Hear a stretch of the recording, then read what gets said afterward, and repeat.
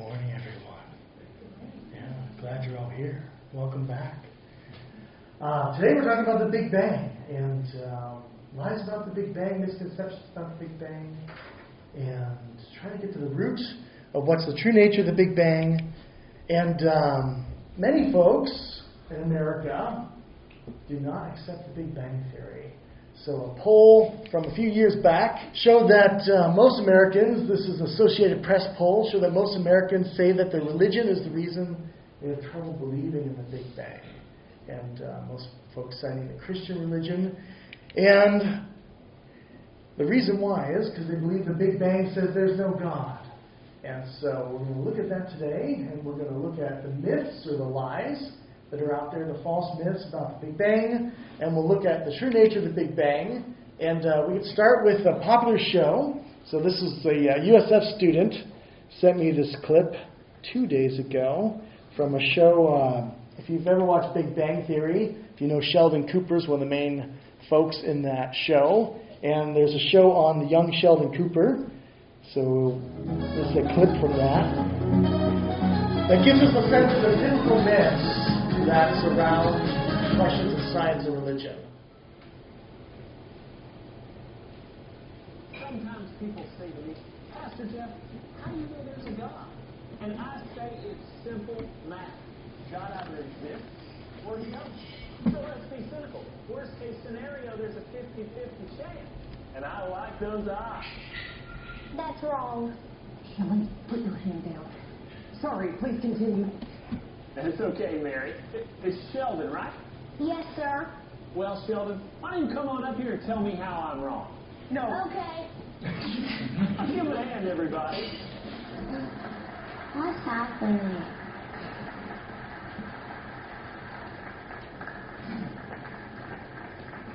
Sheldon's going to eat him alive. So, you were saying? You've confused possibilities with probabilities. According to your analogy, when I go home, I might find $1 million on my bed, or I might not. In what universe is that 50-50? So, what do you think the odds are that God exists? I think they're zero. I believe in science. So, you don't think science and religion can go hand in hand? Science is facts. Religion is faith. I prefer facts. Right, so that's the story, right? I don't believe in religion. I believe in science. Facts over faith. Right? Richard Dawkins says science is 100% faith-free. Right? Only the facts. Only the facts. And we can say, okay, well, the facts say the Big Bang happened. The faith says, well, what about God? So it's either or. It's a forced choice. You might say it's not 50-50. But others would say, okay, well, when we talk about the Big Bang, who are the voices saying we can't believe in the Big Bang as Christians? Well, one prominent voice out there from Young Earth Creationism, Ken Ham, says the Big Bang view teaches a concept of creation that is completely opposite of Scripture's accounts. And he has lots of folks reading his stuff, watching what he produces. The Big Bang idea comes out of explaining the world based on the laws of time and nature, basically naturalism. So according to Ken Ham, the Big Bang is an atheistic theory, right?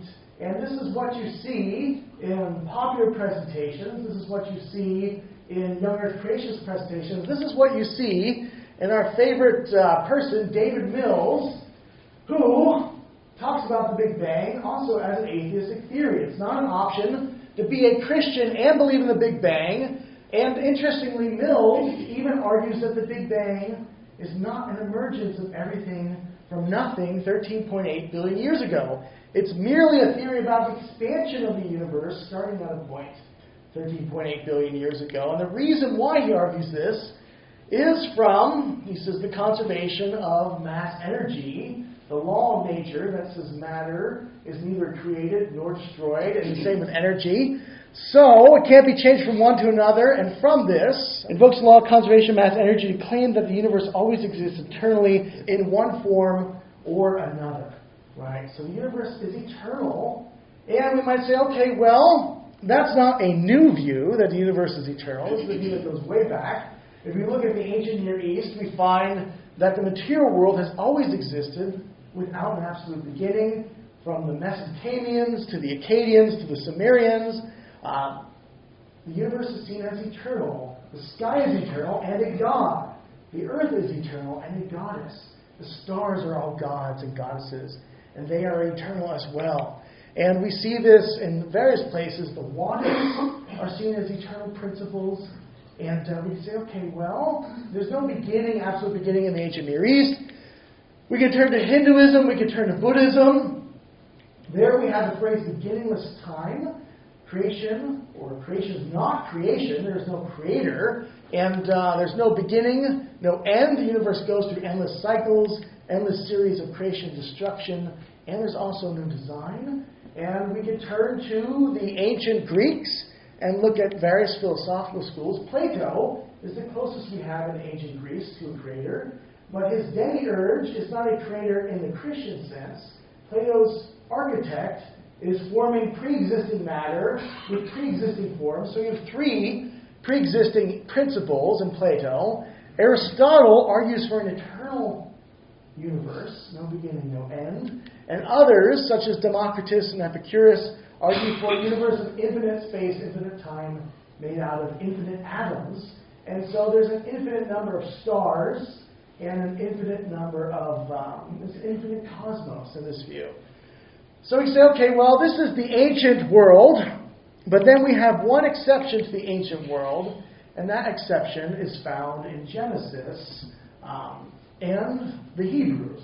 Right? In the ancient world, all other cultures believed that there were certain aspects of reality that were fashioned, like trees and humans. They're not eternal, obviously. They have beginnings. But other things, stars, even mountains, never had a beginning, never had an end. And but this isn't the case in Genesis 1. In Genesis 1, we find the phrase, a beginning. In the beginning. The beginning of what? Right? Many have read this as an absolute beginning, and there's scholarly discussion. Is it an absolute beginning? Is it not? And the heavens and the earth mean everything, and that's what's called in Hebrew a merismus. So God creates all material and non-material creation out of nothing, and most scholars would say that in Genesis 1:2, the phrase used, tohu vavohu, is referring to a nothingness, right? An emptiness, empty and unproductive, or a nothingness. That Richard Hess, Hebrew scholar, says since there was no word within the ancient Hebrew vocabulary to signify absolutely nothing, the notion of emptiness expressed in Genesis 1:2 is about as close to absolutely nothing as an ancient Semitic author could get. Right? So there's no word for absolutely nothing, but this phrase means emptiness, invisibility, right? The world, everything was invisible. It was empty. There's nothing there. Right? So you have this crazy idea from the Hebrews, and as it gets passed down, as they start using Greek, they start using the Greek for nothing. Right? And so this is an early Jewish writer says, look at the heavens and the earth and see everything that's in them and recognize that God did not make them out of things that existed. Right? God made everything out of that which does not exist. We find in the New Testament, God restores the dead to life, calls into existence those things that had not existed. And by faith we understand the world was created by the Word of God, so that what is seen was created out of things which were not. So this idea is everywhere in the early Christian tradition. You can't find one early Christian thinker who doesn't acknowledge this idea of creation from absolutely nothing. And that's a very important point. It comes with the Nicene Creed, right? God is the creator, right? Of all things, seen and unseen. Right? So Christians confess this, and as Christians start thinking about the natural world, Christians start thinking of scientific arguments to prove the beginning of the world. The first person we find to do this in a very scientific way is a guy by the name of John Philoponus. He's a Greek Christian, a Byzantine Christian, who's living in the 400s and 500s, and has a belief in the finitude of the universe, in the beginning of the universe, because he's a Christian.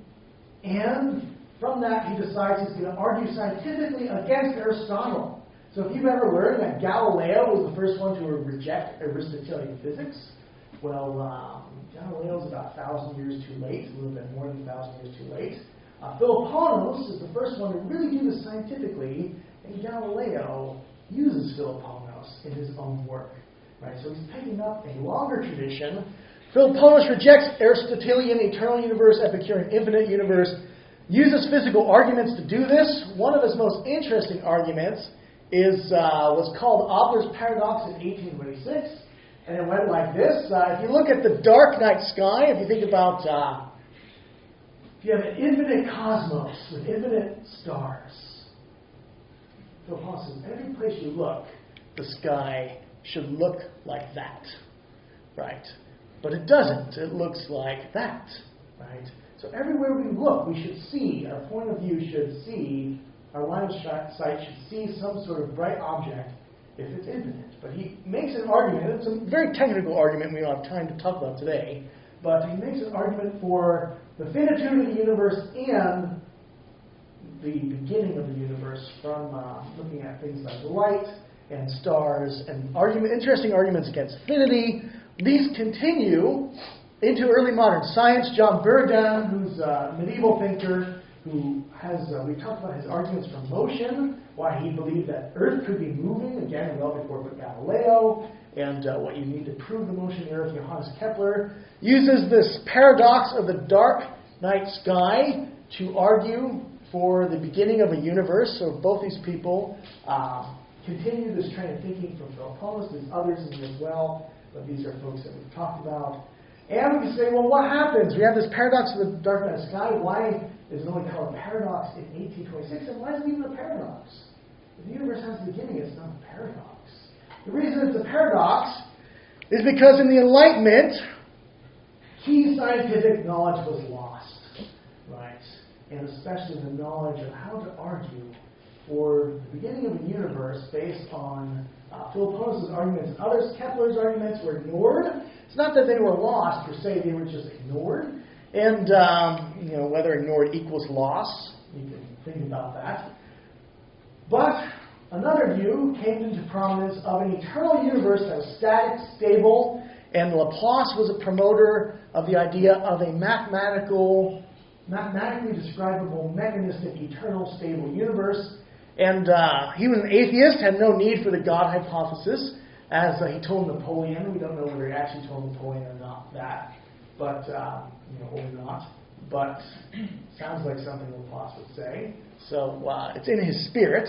No beginning to the universe. Universe is an eternal, self-regulating machine. Eternal mechanistic universe was necessary for Laplace to avoid the idea of creation. So Laplace is especially keen on this idea because he wants to avoid the idea of a creator. David Hume will use Laplace's science to argue against God. And this idea gets passed on for over 100 years in science, in the physics community, to others. And one person that it gets passed down to is Einstein. So everyone recognizes Einstein. He's an iconic figure in physics. 1915, he comes up with his general theory of relativity. That's a way of describing gravity. We're not going to worry about what it actually says, but it sees the fabric of reality as a unified space-time that can be warped with large bodies of mass. The speed of light will change. If you're going the speed of light, time slows down, and that's why it's relative. It's relative to your inertial frame of reference. But Einstein, when he proposed his equations for his general theory of relativity, did not believe the universe was expanding. So these equations actually implied the expansion of the universe, and he came up with a constant to balance that, and he believed the universe was static, eternal, infinite. These were key assumptions coming from Enlightenment physics that blinded Einstein. That's his own word. He says they blinded him from seeing the implications of his theory that others were able to see. And so we have to give David Mills some credit, because this is the one thing David Mills gets right.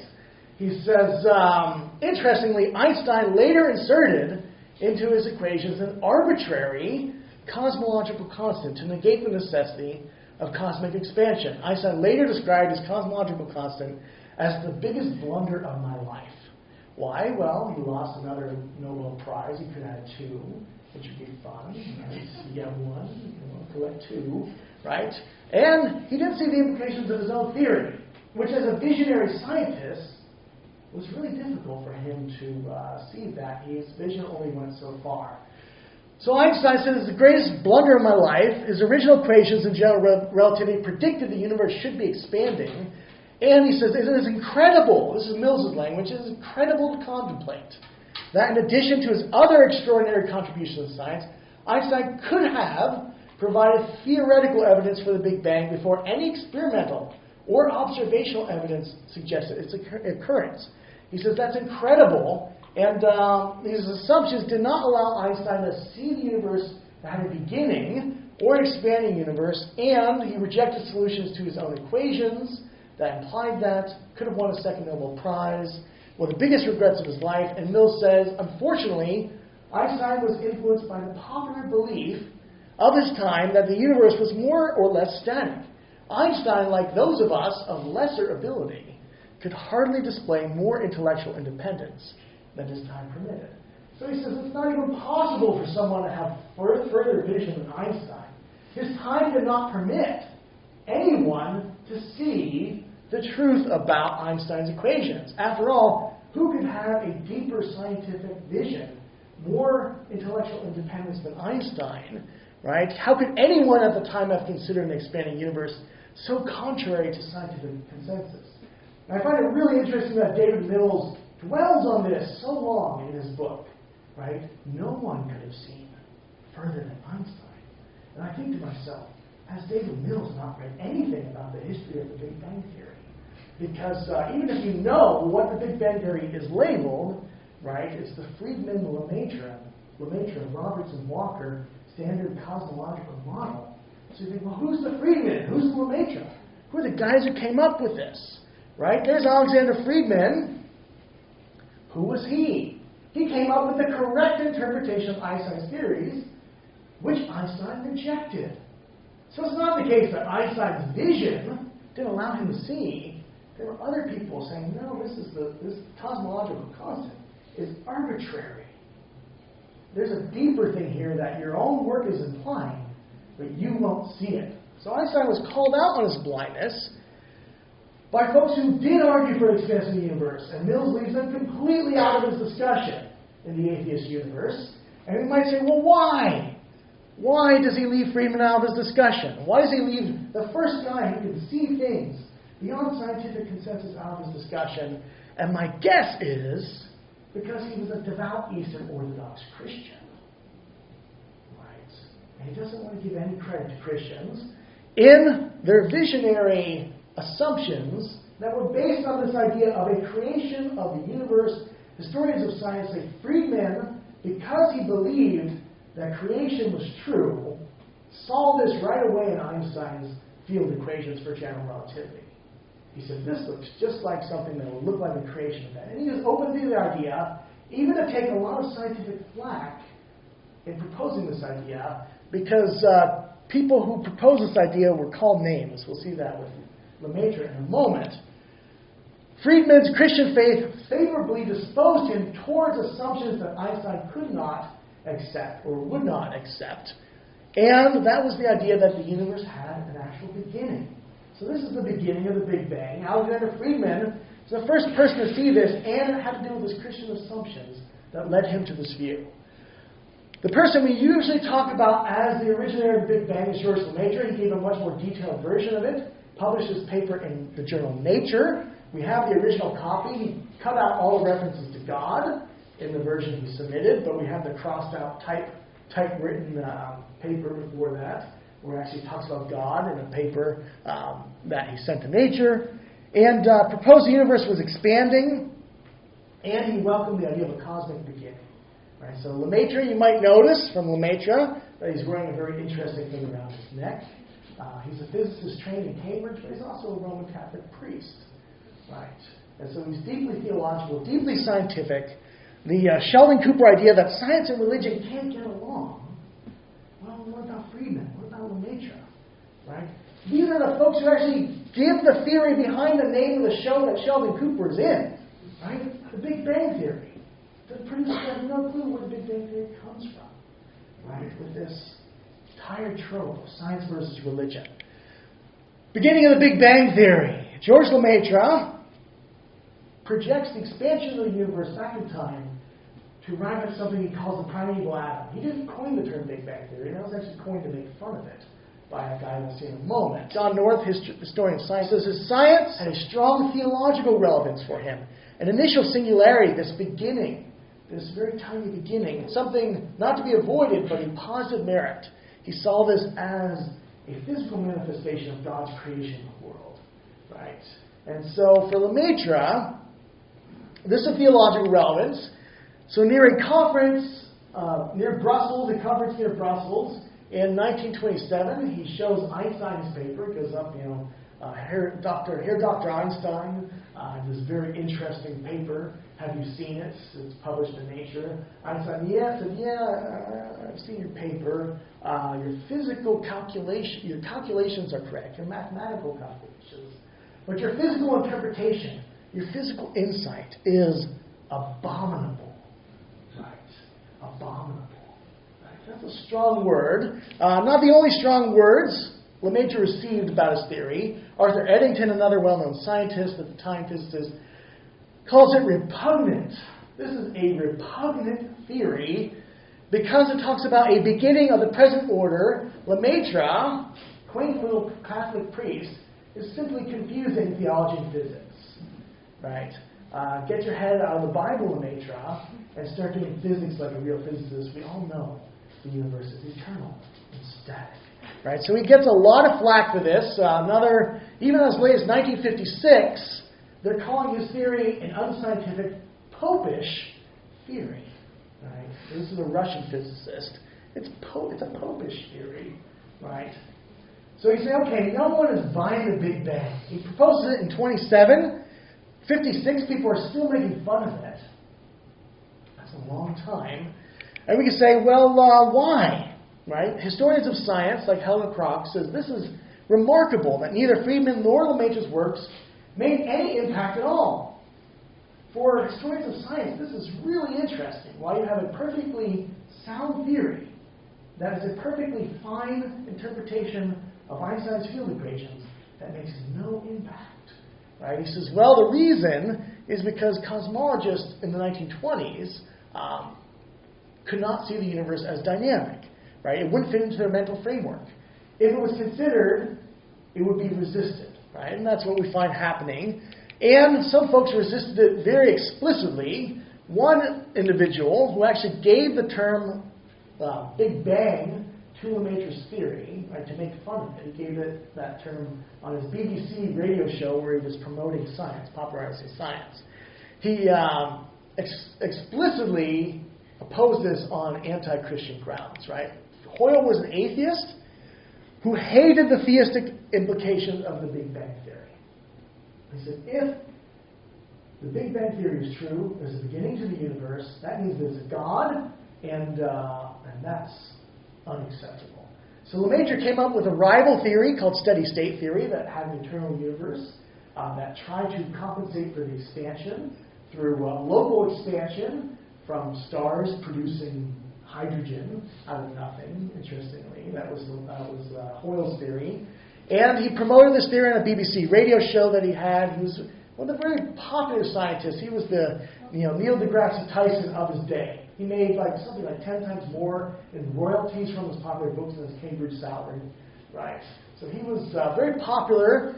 Hoyle's atheism was a key motivator in his pursuit of rival theory. Disliked the notion of initial cause beyond the realm of science, which the Big Bang implied, and associated the steady-state theory with atheism. So he thought he was proposing a perfectly great atheistic theory and steady-state theory.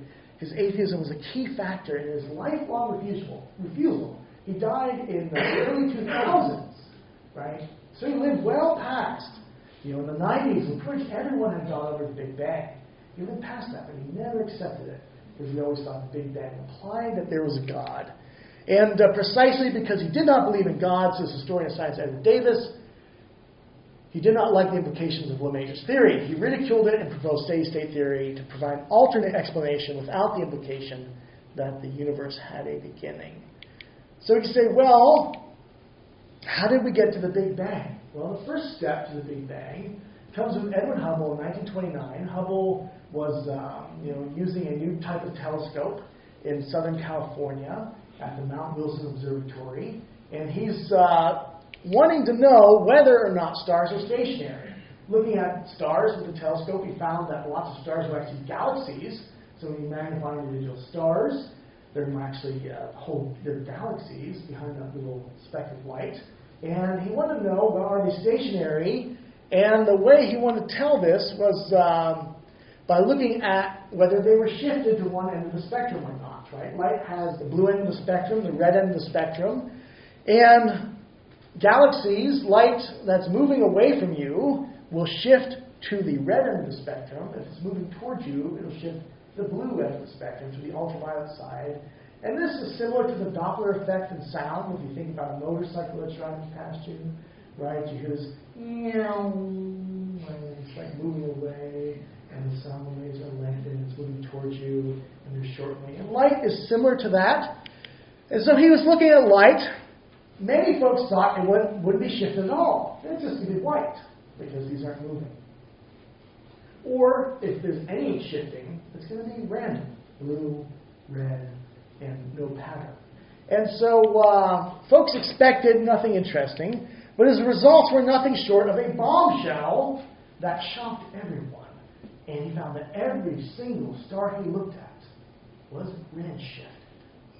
Right? What does that mean? Every star is moving away from us. Every galaxy is moving away from us. What sort of universe is that? Right? Sounds like an expanding universe. And so this was the first real scientific evidence for Lemaitre's theory, and he even calculated the speed. Hubble calculated the speed at which the speed at which the galaxy was moving away from us is directly proportional to the distance from us, and that's been called Hubble's law. But interesting, Lemaitre predicted the exact same ratio, the same relationship in 1927, a couple of years before Hubble, right? Why is it called Lemaitre's law? Well, because folks didn't like Lemaitre, because he's a Catholic priest, right? Recently, there's been a move to name it the Lemaitre-Hubble law, and some people are referring to it as that now. But there was this deep-seated anti-Lemaitre feeling, right, in physics at this time. But he predicted in 1927, Einstein, being a good guy, approached Lemaitre next time he saw him and said, well, you have some experimental evidence for your theory. Good for you. It seems like your calculations were indeed the right ones, and your physics are first rate. So Einstein gives him something of an apology, right, for saying they were abominable, and says they were first rate. So that's good for Einstein, right? But Einstein still wanted nothing to do with the Big Bang Theory. In fact, he came up with an alternate theory of his own, which was a rival theory of an oscillating universe that was a sort of bouncing universe. It would go down to a certain point and then inflate and shrink and expand and sort of yo-yo universe forever, right? And so these were the most popular theories of the universe. For the next couple decades, Hoyle's steady-state theory was very popular. But the Big Bang, no one wanted anything to do with the Big Bang Theory. Right? So the Big Bang Theory lingered, and it died. It was dying as Lemaitre was literally on his deathbed. Right? He's the last one holding out in the 1960s, and it's dead. Right? There's Lemaitre. It's going. But then something interesting happened as Lemaitre is, on his deathbed. In 1964, Arno Penzias and Robert Wilson accidentally discovered a static that had a particular characteristics that made them curious. So they asked some folks at Princeton, what is going on with static that we're detecting with our new radio antenna? We can't seem to get rid of it. It's everywhere. It's everywhere in the universe. We can't get rid of the static. No matter what we do, we're still getting the signal, and we can't figure out what it is. And so folks at Princeton looked back in the archives and said, Lemaitre's theory predicted this radiation from the early universe, right? They call it cosmic microwave background radiation. You still pick it up on an old TV with static. Even if you're in a lead room, you'll get that static because it's everywhere in the universe, right? This is the afterglow. Well, this has been called the afterglow of the Big Bang, And this is from shortly after the initial extension of the universe. This is from the first light in the universe. This is a remnant of the first light in the universe. We studied it more from a satellite in UC Berkeley. George Smoot and others set up a satellite called the Kobe satellite. In 1992, that's when the real evidence for the Big Bang really started consolidating. Right? So 64, more people went over to Lemaitre's theory, more predictions, more refined. 1992, Kobe satellite was seen as, okay, this is really strong evidence. Strengthens in 2001 through 2002 with the WMAP satellite. Meanwhile, we have atom smashers looking at what happens when you try to reproduce the early conditions of the universe. All of those are consistent with the Big Bang model. And the Big Bang eventually becomes the standard theory of the universe, which is now the standard model of the cosmos. So now, Big Bang, everyone heard of it, right? It's not something controversial. And you might not think of it as a popish theory anymore, a purely religious theory about the origin of the cosmos. And the Hubble telescope, we learn more about the actual evolution of the universe. And so we can look at the Big Bang and we think about what is the Big Bang. There's a nice little video which summarizes it. Right now, at this very second, we're in the aftermath of the Big Bang. Everything we see and hear and taste and smell and touch is the aftermath. The Big Bang is really our evolving, expanding universe.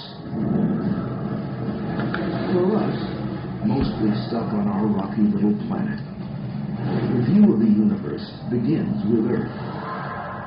This is Earth, silicon and oxygen-based, with a metallic core. The surface is mostly water. It teems with life and rotates once every 24 hours while orbiting a star called the Sun every 365 days. This is the Sun, mostly hydrogen and helium. Its surface temperature is nearly 10,000 degrees Fahrenheit. For energy, our Sun converts 700 million tons of hydrogen into 695 million tons of helium every second. The Sun is part of a solar system formed around 4.5 billion years ago that includes Earth and 7 other orbiting planets from Mercury to Neptune. And it isn't a stationary system. Our solar system is spinning, flying through space at 134 miles per second, turning in circles as part of a vast collection of stars and star systems. There may be 200 billion stars in this collection called the Milky Way galaxy. An estimated 6 billion of those stars with planetary systems like ours. Our solar system orbits the center of the Milky Way on one of its outer arms. The Milky Way is one of more than 125 billion galaxies that make up the visible universe.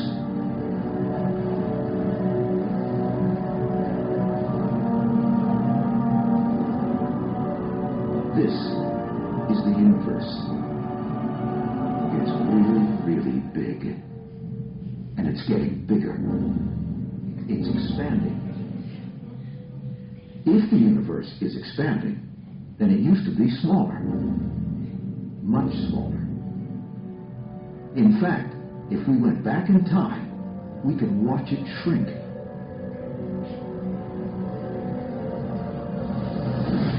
Back far enough, and the universe would be smaller than a galaxy.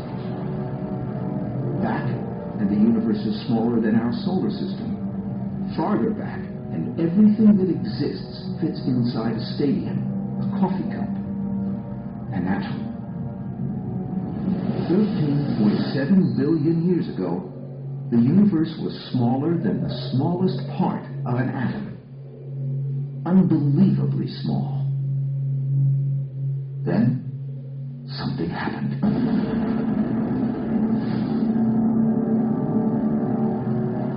In a flash, everything suddenly expanded. This was how it all began.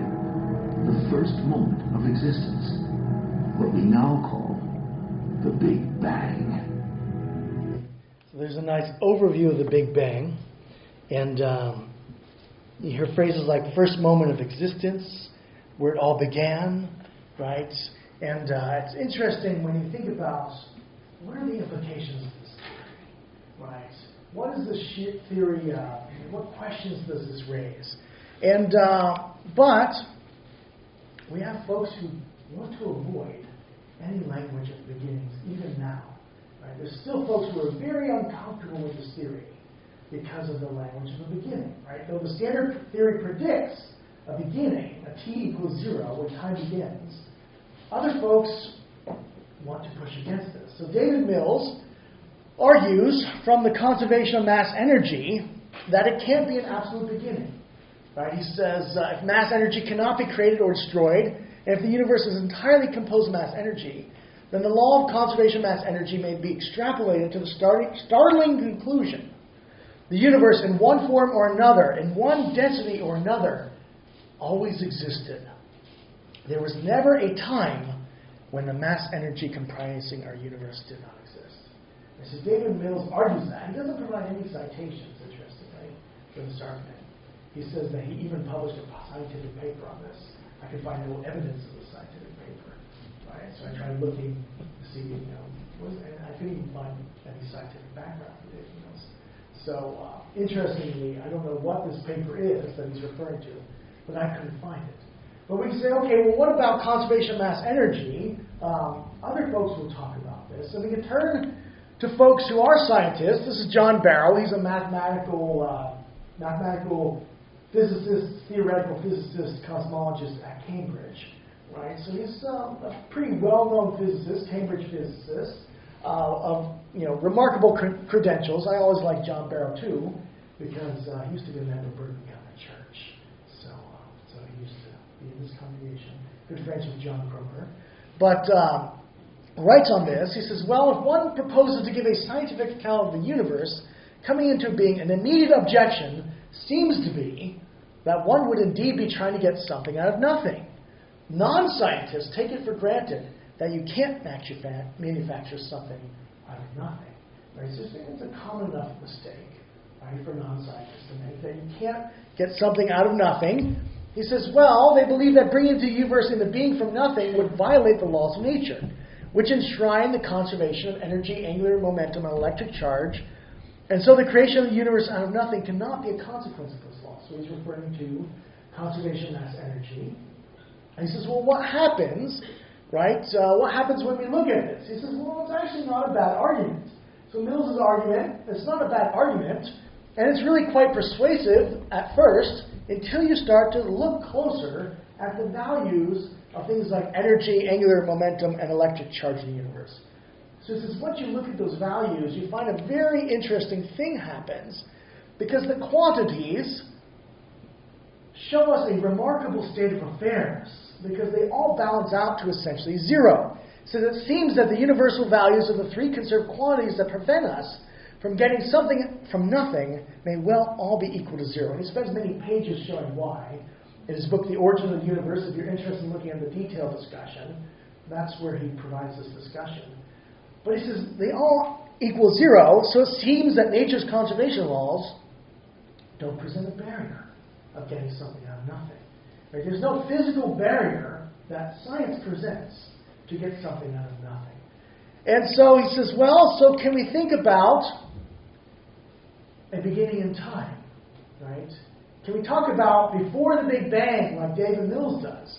Well, he says there was no before the beginning of our universe, because once upon a time, there was no time. Time had a beginning. At the Big Bang, at the singularity of the Big Bang, space and time both came into existence. Literally everything came into existence. Nothing existed. Not mass, not energy, nothing. Not even the laws of nature before the singularity. Another cosmologist, who at this point was writing as an atheist, interestingly, work from physics made him into a deist. So his career in physics led him to believe in God. It says an initial cosmological singularity forms a past temporal extremity. Right? Time ends at this point to the universe. We cannot continue physical reasoning or even the concept of space-time through such an extremity. For this reason, most cosmologists think of the initial singularity as the beginning of the universe. The Big Bang represents the creation event, the creation not only of all matter and energy in the universe, but also space and time itself. It's not even that the universe is expanding into space. Space has a beginning too at the Big Bang. Another cosmologist, George Ellis, this is not merely a start to matter, it is a start to space, time, physics itself. It is the most dramatic event in the history of the universe. It is the start of the existence of everything. Right? And so we can see, okay, if this theory is true, which we have a lot of evidence, right? We're actually, physics, the laws of physics break down before the actual beginning. So there's a veil. But if the theory is true, we are talking about an absolute beginning if Big Bang theory is true. But beyond the Big Bang theory, there's also some interesting theorems out there. One of the most interesting is a theorem called the BGV Theorem, which is a Board, Planck, and Guth. And this is Arvind Board's faculty photo. I could not find one photo of him on the internet. Interestingly enough. Very mysterious. What does he look like? So you recognize my conferences. I don't know. But this theory demonstrates that on average, any universe that's expanding on average is going to have a beginning and cannot be extended to the infinite past. So this is another way that gets to the idea of a beginning that's independent even of Big Bang theory itself. So any process undergoing gravitational inflation, which Alan Guth was one of the initiators of the idea of inflation, necessarily had a beginning and a finite amount of time had passed. And they showed that this is true even for a multiverse, if a multiverse exists, the multiverse also had a beginning. So this idea of a beginning, says Lincoln, doesn't go away. He says, they say that an argument is what convinces a reasonable person, and a proof is what convinces a person who's unreasonable, even a person who's unreasonable. With BGV proof now in place, cosmologists can no longer hide behind the possibility of a past eternal universe. There is no escape. They have to face the problem of a cosmic beginning. None of these three folks are theists. They have no interest in God. Right? None of these folks believe in God. But they say the cosmic beginning is something that's not going away. Right? And so we end up with some interesting situations. Right? There's also lots of evidence showing that the laws of nature are what's called fine-tuned. And we won't go into that today. But Paul Davies, talking about the laws of nature, says the laws which enable the universe to come into being spontaneously, the laws behind the Big Bang, seem themselves to be the product of an exceedingly ingenious design. If physics is the product of design, the universe must have a purpose, and the evidence of modern physics suggests strongly to me that that purpose includes us. So this is Davies, who was an atheist, but this research led him to believe in a God, and a God whose purpose includes us. And so some folks, Davies sees that as a positive thing. NASA astronomer Robert Jastrow doesn't see this as a positive state of affairs. He thinks this is horrible. Right? He's an atheist who's looking at the beginning, who's looking at the fine-tuning of the universe, and is thinking, what am I a physicist for? What's the point of being a scientist when it just leads you back to these ideas that have these big question marks, right? So he sums it up this way. He says, for the scientist who has lived by faith in the power of reason, the story ends like a bad dream. He has scaled the mountains of ignorance. He is about to conquer the highest peak. As he pulls himself over the final rock, he is greeted by a band of theologians who have been sitting there for centuries. Right. And so this is the situation he finds in modern physics. You push these questions as far as you can to the very beginning of the universe, and you find you're just in this realm of faith, like people have been centuries before you. Right? So if you say, well, how do faith and science relate then in this context? Right? Faith led to the possibility of the Big Bang theory with Friedman and Lemaitre. Right? Faith, atheistic faith, was Fred Hoyle's rejection of the Big Bang theory and many others. And so we can say, well, what's the role of faith in science? I'm not going to quote Sheldon Cooper, but I'll quote a couple other folks. Let's talk about Max Planck and Werner Heisenberg. They're the founders of quantum theory. on the role of faith in science. Planck says, anyone who has been seriously engaged in scientific work of any kind, both of them Nobel Prize winners, right, of any kind, realizes that over the entrance of the gates to the temple of science are written the words, ye must have faith. It is a quality which the scientist cannot dispense with. Heisenberg says, the first gulp of the glass of natural sciences will turn you into an atheist. But the bottom of the glass, God is waiting for you. Right? So you might think, in the first gulp, you've explained everything. But the deeper questions enter into the realm of faith. Right? So, lots of folks, deep faith in science. And we say, okay, we have a couple minutes. I won't split us up into groups today. But we can think about a couple questions. Maybe we can discuss this as a large group. Right? So the first question, do you think Fred Hoyle's lifelong rejection of the Big Bang Theory in the name of atheism was a clear case of science versus atheism? Right? That's the first question. And why or why not? What causes LeMaitre to pursue the Big Bang Theory for several decades when no one's behind him? Do you think he was justified? How about helping us to understand God better? Any thoughts about how the Big Bang helps us to understand God better? Thank you, everyone, for being here, and blessings on your day.